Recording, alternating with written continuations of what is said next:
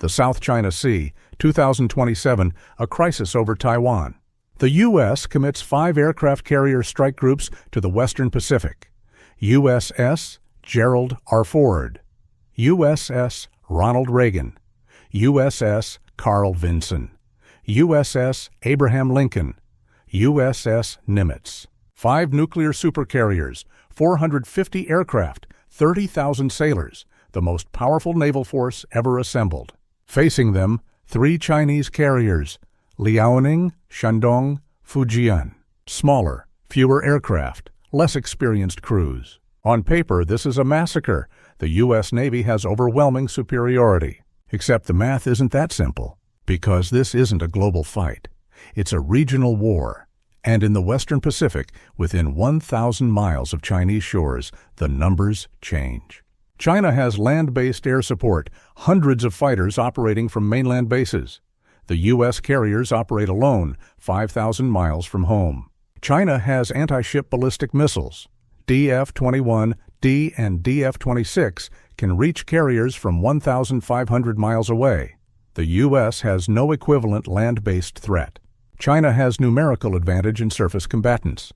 More destroyers, more frigates, more submarines in the theater. Suddenly, 5 carriers versus 3 doesn't look so dominant.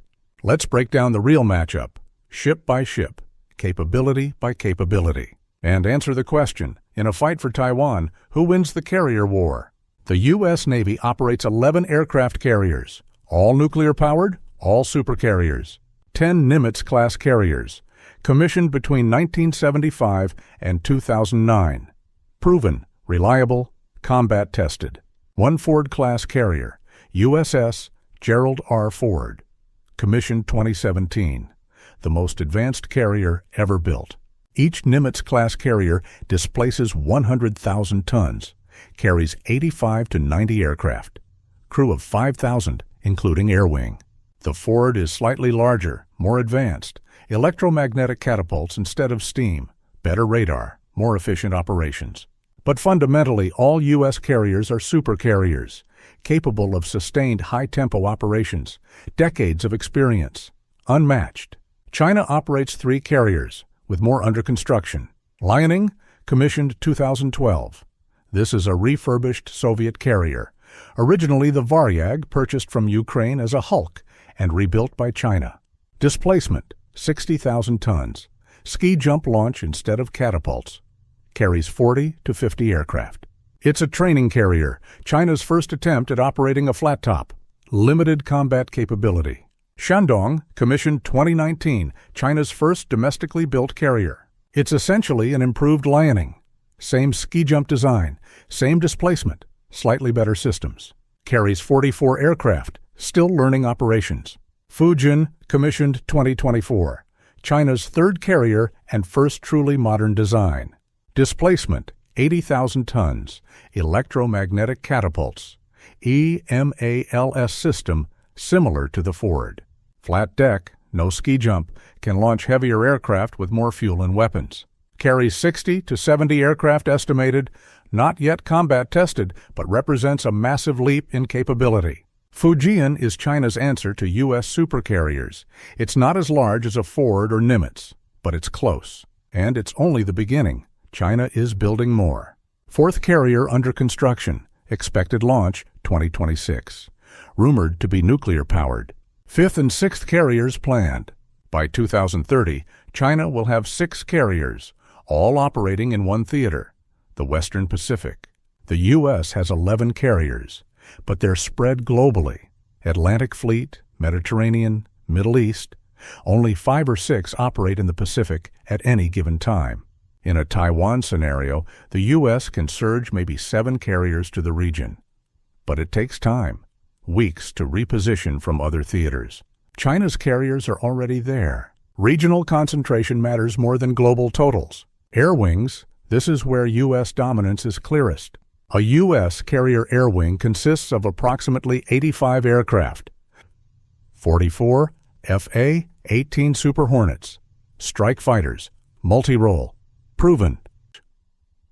5 EA-18G Growlers, electronic warfare, jamming, critical for suppressing enemy air defenses. 4 to 6E, 2D Hawkeyes, airborne early warning, the eyes of the fleet. 10 to 12 MH-60 helicopters, anti-submarine warfare, search and rescue. Every aircraft is combat-proven. Pilots have thousands of hours. Maintenance crews are experienced. U.S. carrier air wings can generate 120 to 150 sorties per day sustained. Higher surge rates for short periods. China's carrier air wings are smaller and less capable. Liaoning and Shandong each carry about 24 J-15 fighters. That's it. No dedicated electronic warfare aircraft. No airborne early warning comparable to the E-2D. The J-15 is based on the Russian Su-33, a capable fighter. But ski jump launch limits its payload. Can't carry maximum fuel and weapons simultaneously. Range is limited. Payload is limited. Operational flexibility is limited. Fujian changes this equation. With electromagnetic catapults, Fujian can launch J-15S with full payloads. It can also operate the new KJ-600 airborne early warning aircraft, China's equivalent to the E-2D Hawkeye. Fujian's air wing is estimated at 60 to 70 aircraft, getting closer to U.S. numbers. But here's the critical factor: experience. U.S. Navy pilots train constantly. Carrier landings, night operations, combat exercises. Chinese pilots are still learning. Liaoning and Shandong have been operational for less than a decade. Fujian just commissioned. Carrier aviation is hard. It takes years to develop proficiency. The U.S. has 50 years of experience. China has 10. In a dogfight, U.S. pilots win. In strike missions, U.S. aircraft are more effective. In sustained operations, U.S. air wings generate more sorties. But China has an advantage the U.S. doesn't: land-based air support. A Taiwan conflict happens 100 miles from mainland China. Chinese air bases in Fujian province can launch hundreds of J-20 stealth fighters, J-16 strike fighters, J-10 interceptors. These land-based aircraft don't need carriers. They operate from hardened air bases with unlimited fuel and weapons. U.S. carriers operate 500 to 1,000 miles from Taiwan, outside the range of most land-based aircraft. So, while U.S. carrier air wings are superior, they face combined opposition: Chinese carrier aircraft plus hundreds of land-based fighters. The numerical advantage shifts to China. Escort fleets, carriers don't operate alone. A U.S. carrier strike group includes 1 aircraft carrier, 2 Ticonderoga-class cruisers, Aegis Air Defense, 122 VLS cells each, 2 to 3 Arleigh Burke destroyers, more Aegis, 90 to 96 VLS cells each, 1 to 2 attack submarines, Virginia or Los Angeles class, 1 supply ship, total VLS cells approximately 400 to 500 missiles, air defense, anti-ship, Tomahawk cruise missiles. This is a self-contained battle group, capable of defending itself and projecting power. 5 U.S. carrier strike groups represent 2,000 to 2,500 VLS cells, overwhelming firepower. China's carrier groups are smaller. Each Chinese carrier is escorted by 2 to 3 Type 055 destroyers, 112 VLS cells each, 2 to 4 Type 052D destroyers, 64 VLS cells each, Sondi 1 to 2 Type 054A frigates, 32 VLS cells each, submarines Type 09 3 attack submarines, total VLS cells per group, 400 to 500, comparable to a U.S. group. But there are only 3 Chinese carrier groups, total VLS cells 1,200 to 1,500.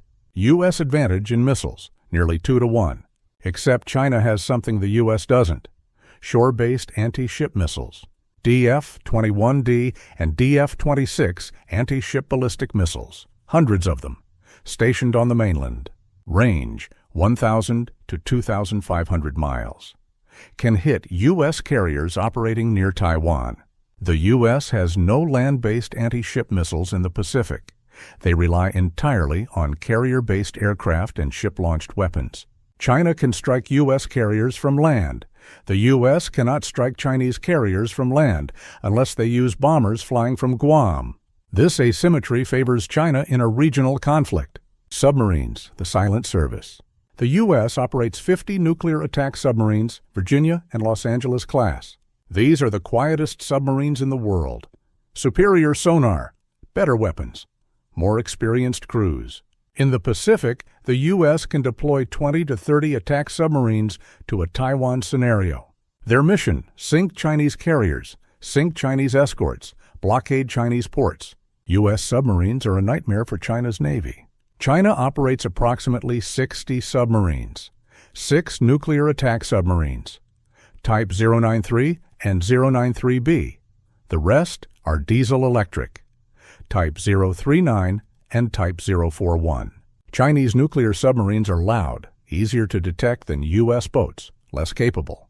But Chinese diesel-electric submarines operating in shallow coastal waters are dangerous, quiet when running on batteries, hard to find. In deep ocean, U.S. submarines dominate. In the shallow waters near Taiwan, Chinese diesel submarines are a threat.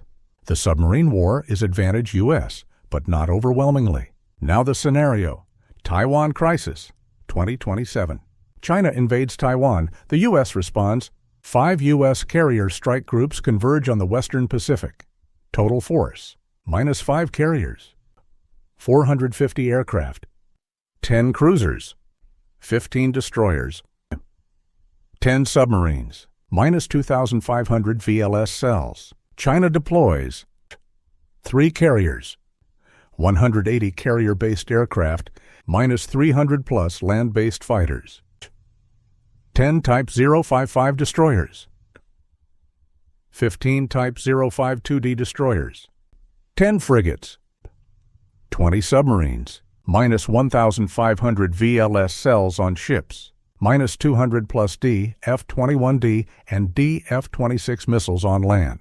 The U.S. has better carriers, better aircraft, better submarines. China has more total aircraft when including land-based, more anti-ship missiles, home field advantage. Who wins? Phase 1, long-range strikes. China launches DF-21D and DF-26 missiles at U.S. carriers. 100-plus missiles. Saturation attack. U.S. Aegis destroyers and cruisers engage with SM-6 and SM-3 interceptors. They shoot down 60 to 70% of incoming missiles, but 30 to 40 missiles get through. 2 U.S. carriers are hit. 1 is mission killed, flight deck destroyed, unable to launch aircraft. 1 carrier takes moderate damage, still operational, but degraded. 3 carriers remain fully operational. The U.S. retaliates. Tomahawk cruise missiles target Chinese air bases, DF-21 launchers, command centers. B-2 bombers from Guam strike Chinese naval facilities. U.S. submarines sink 2 Chinese destroyers and damage Shandong carrier with torpedo strikes. China loses 1 carrier to submarine attack. Shandong is towed back to port. Both sides bloodied, but the fight continues. Phase 2, air battle. U.S. carriers launch strike packages. F/A-18 Super Hornets escorted by EA-18G Growlers. Target: Chinese carrier groups. Chinese J-15Es and land-based J-20S intercept. Air-to-air combat, missiles, dogfights. U.S. pilots are better trained. F/A, 18S and F-35s are superior in beyond visual range combat. But China has numerical advantage when including land-based aircraft. The U.S. shoots down 40 Chinese aircraft. China shoots down 15 U.S. aircraft. Advantage U.S. in kill ratio, but losses are mounting. U.S. strike aircraft penetrate Chinese defenses, launch anti-ship missiles at Chinese carriers. Liaoning is hit, severe damage, listing, eventually sinks. Fujian takes 1 hit. Damage control saves the ship, still operational, but degraded. China has 1 fully operational carrier left, Fujian damaged but fighting. U.S. has 3 operational carriers, 2 damaged but functional. Phase 3, attrition. Both sides are exhausted. Aircraft losses are heavy. Missile magazines are depleted. U.S. carriers withdraw to 1,500 miles from China, outside DF-21 range. Rearm and repair. China's remaining carrier, Fujian, stays close to shore under land-based air defense umbrella. Neither side can achieve decisive victory. The U.S. can't approach Taiwan without suffering unacceptable losses. Chinese land-based missiles are too dangerous. China can't project power beyond the first island chain. U.S. submarines and air power prevent it. Stalemate. The carrier battle is inconclusive. Both sides lose ships. Both sides lose aircraft. But strategically, China wins. Why? Because Taiwan falls anyway. While carriers fought at sea, China conducted amphibious invasion. The carriers were a distraction. By the time the naval battle concluded, Chinese troops controlled Taiwan. The U.S. Navy won tactically. More Chinese carriers sunk, better kill ratios. But China achieved its strategic objective. This is the harsh reality of a Taiwan scenario. U.S. carriers are superior, but they operate far from home against land-based missiles and aircraft they can't effectively counter.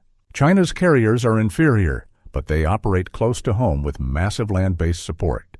The fight isn't 5 U.S. carriers versus 3 Chinese carriers. It's 5 U.S. carriers versus 3 Chinese carriers plus 500 land-based aircraft, plus 200 ballistic missiles, plus dozens of submarines operating in home waters. The numbers shift. Lessons learned. Carriers remain powerful, but they're not invincible. In contested waters near a peer adversary's homeland, carriers are vulnerable. China designed its military specifically to counter U.S. carriers in the Western Pacific. DF-21, D and DF-26 missiles, land-based aircraft, submarines, integrated air defense. This is A2/AD, anti-access area denial. The goal, make it too costly for U.S. carriers to operate near China. It's working. U.S. war games consistently show heavy carrier losses in Taiwan scenarios. The Pentagon knows this. That's why U.S. strategy is shifting. More reliance on submarines, long-range bombers, distributed operations. Fewer eggs in the carrier basket. China's carrier program is accelerating. 4th carrier launching soon, 5th planned, 6th planned. By 2035, China could have 8 carriers, all in the Western Pacific. The U.S. will still have 11 globally, but maybe only 5 in the Pacific. Regional parity. And with land-based support, China achieves local superiority. The era of unchallenged U.S. carrier dominance in the Pacific is ending. Not because Chinese carriers are better. They're not. But because China built a system designed to neutralize U.S. carrier advantages. And it works. The final verdict. In a global fight, U.S. carriers win decisively. Better technology, better training, more experience. In a regional fight near China, it's much closer. China's carriers plus land-based support can contest U.S. carrier groups. Not defeat them outright, but inflict enough damage to make intervention costly. And that's deterrence. China doesn't need to win the carrier war. They need to make the U.S. think twice about fighting it. Mission accomplished. The carrier showdown between the U.S. and China isn't about who has better ships. It's about geography, logistics, industrial capacity. And in the Western Pacific, those factors favor China. The U.S. Navy is adapting. New strategies, new weapons, distributed operations. But the age of carrier supremacy is fading. Welcome to the era of contested seas, where even supercarriers can lose. The technology gap. Let's examine specific systems where U.S. carriers maintain advantages. Catapults. The Ford class uses Electromagnetic Aircraft Launch System, EMALS. It's revolutionary. Steam catapults used on Nimitz-class carriers are mechanical, high maintenance, limited launch rate, stressful on aircraft. EMALS is electric, smoother acceleration, less stress on airframes, higher sortie generation rate, can launch heavier aircraft. China's Fujian uses EMALS too. They copied the technology. But it's unproven. The Ford struggled with EMALS reliability for years. China is just starting.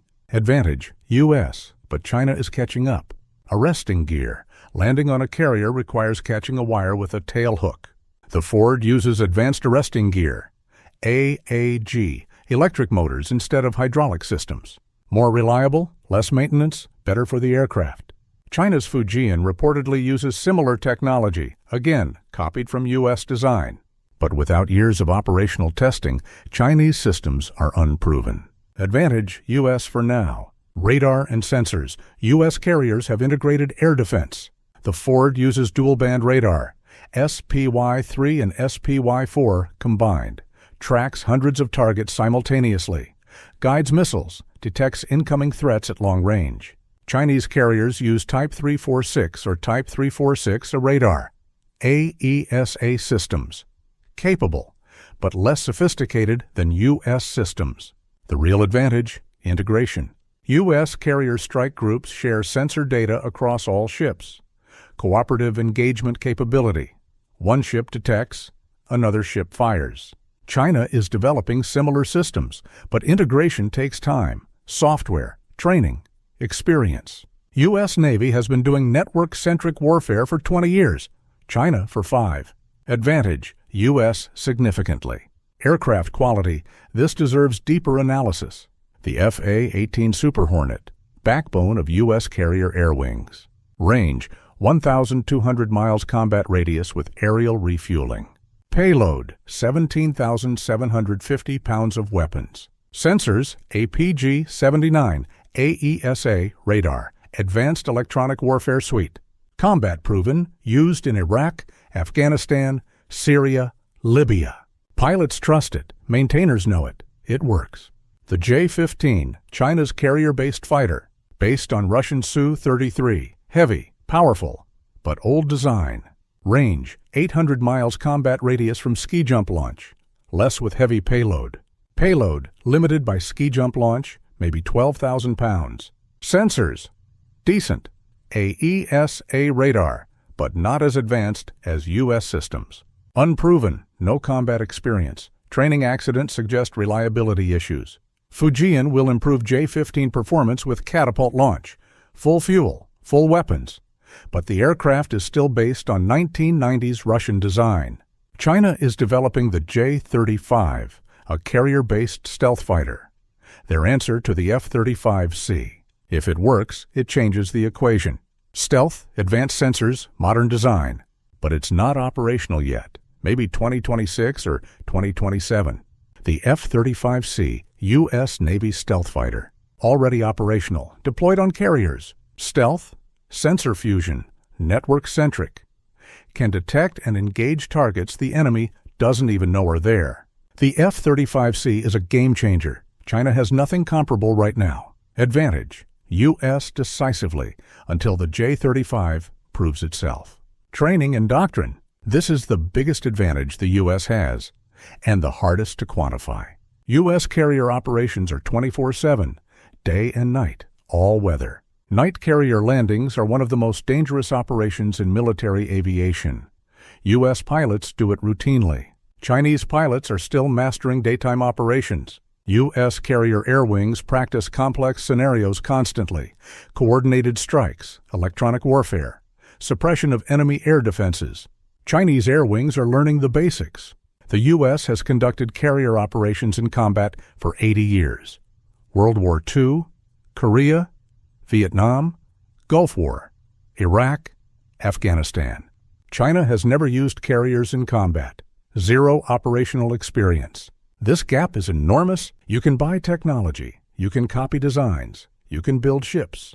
You cannot buy 80 years of institutional knowledge and combat experience. The U.S. Navy knows how to fight with carriers. China is still figuring it out. Advantage, U.S. massively. But here's the problem. Experience doesn't matter if you can't get into the fight. Chinese DAF. 21D missiles don't care how experienced U.S. pilots are. If the carrier is sunk before aircraft launch, experience is irrelevant. And that's China's strategy. Don't outfight U.S. carriers. Make it impossible for them to operate. Industrial capacity and sustainability. A war doesn't end after the first battle. Both sides take losses. Both sides need replacements. The U.S. builds aircraft carriers at Newport News Shipbuilding. One shipyard. It takes 5 years to build a carrier. If the U.S. loses 2 carriers in the first month of war, it takes a decade to replace them. China has multiple shipyards capable of building carriers. Jiangnan Shipyard, Dalian Shipyard. They're building carriers faster than the U.S. one every 2 to 3 years. If China loses 2 carriers, they can replace them in 4 to 6 years. This is the industrial warfare calculation. China can absorb losses and rebuild faster. The U.S. shipbuilding industry is a shadow of its former self. Can't match Chinese production. In a prolonged conflict, industrial capacity matters more than initial quality. China has the advantage. The same applies to aircraft. The U.S. builds approximately 120 military aircraft per year, all types, fighters, transports, helicopters. China builds 200-plus military aircraft per year, and increasing. If both sides lose 100 aircraft in the first month, China replaces them faster. Attrition favors China. This is World War II logic. Quantity has a quality all its own. The U.S. won World War II partly because American shipyards and factories outproduced everyone. Now China has that advantage. Logistics and supply lines. U.S. carriers operating near Taiwan are 5,000 miles from the nearest major U.S. base, Pearl Harbor, or 6,000 miles to San Diego. Resupply requires long-distance transport, ammunition, fuel, parts, food, vulnerable supply lines. Chinese submarines can attack logistics ships. China operates from bases 100 miles away, Fujian Province, Hainan Island. Resupply is easy, short distances, protected by shore-based defenses. If a U.S. carrier expends its missile magazine, it takes a week to rearm. The carrier must withdraw to a safe location, meet a supply ship, transfer missiles, return to station. If a Chinese carrier expends its missiles, it returns to port, rearms in 24 hours, back to sea. Logistics favors China dramatically. The U.S. can't sustain high-tempo operations in the Western Pacific without secure logistics bases. And there aren't any close to Taiwan. Guam is 1,800 miles away, still vulnerable to Chinese missiles. Japan and South Korea have U.S. bases, but would they allow full use in a Taiwan conflict? Political complications. China has no such problems. Their bases are their own territory. Logistics wins wars. China has the logistics advantage near Taiwan. Political and strategic considerations. A carrier battle doesn't happen in a vacuum. The U.S. is defending Taiwan, an ally, a democracy, a chip manufacturer critical to the global economy. But it's not a treaty ally. The U.S. has no obligation to defend Taiwan. American public opinion matters. If 2 carriers are sunk in the first week, 10,000 sailors dead, will the U.S. public support continued war? Maybe, maybe not. China is fighting for what it considers its own territory. Reunification with Taiwan is a core national objective. Chinese public will support the war, no question. Politically, China can sustain higher losses. The U.S. must win quickly and decisively, or domestic support collapses. China can fight a prolonged conflict, absorb losses, keep going. This asymmetry favors China strategically. Nuclear escalation risk. Both the U.S. and China are nuclear powers. If the U.S. is losing badly, does it escalate to nuclear weapons? Probably not over Taiwan. If China is losing badly, same question, probably not. But the risk exists. The presence of nuclear weapons puts a ceiling on how far either side will go. Neither wants World War III. This limits the carrier battle. Neither side will pursue total victory if it risks nuclear war. The fight stays conventional and limited, which actually helps China, because China doesn't need total victory, just control Taiwan. Alternative scenarios. What if the U.S. doesn't commit carriers at all? New U.S. strategy focuses on submarines and long-range bombers. Virginia-class submarines armed with Tomahawk missiles and torpedoes. B-21 stealth bombers launching anti-ship missiles from Guam. Carriers stay 2,000 miles away, outside Chinese missile range, provide air cover for logistics, but don't close with Chinese fleet. This reduces U.S. losses, but also reduces U.S. effectiveness. Submarines and bombers can sink Chinese ships, but they can't stop an amphibious invasion of Taiwan. You need sustained air superiority over Taiwan. That requires carriers. So the U.S. faces a dilemma. Send carriers and risk losses, or stay back and let Taiwan fall. There's no good option. China designed the battlefield to create this dilemma, and it works. The future of carrier warfare. The Taiwan scenario is the test case. If China successfully invades Taiwan, despite U.S. carrier presence, it proves carriers are obsolete in contested waters. Every nation with a navy will rethink carrier strategy. If the U.S. successfully defends Taiwan using carriers, it validates carrier dominance. Nations will continue building them. The next decade determines the future of carrier warfare. China is betting carriers are vulnerable. They're building missiles and aircraft to kill them. The U.S. is betting carriers remain relevant. They're improving defenses and tactics to keep them survivable. One of them is wrong. We'll find out which. Final assessment: China's aircraft carriers versus U.S. Navy carriers. In a global conflict, U.S. wins, no question. Better technology, better training, more carriers, more experience. But in the Western Pacific, within 1,000 miles of Chinese shores, it's much closer. China's 3 carriers plus land-based support can contest 5 U.S. carrier groups. Not defeat them, but inflict enough damage to make the cost unacceptable. And that's deterrence. The goal isn't to win the carrier battle. The goal is to make the U.S. decide it's not worth fighting. From that perspective, China is succeeding. U.S. policymakers know the risks. War games show heavy losses. Would the U.S. sacrifice 2 carriers to save Taiwan? That's the billion-dollar question, and China is betting the answer is no. The carrier showdown is as much psychological as military. Whoever controls the narrative controls the outcome, and right now, China is winning the narrative. The age of unchallenged U.S. carrier dominance is over. Welcome to contested carrier warfare, where the outcome isn't certain, and the cost is unthinkable.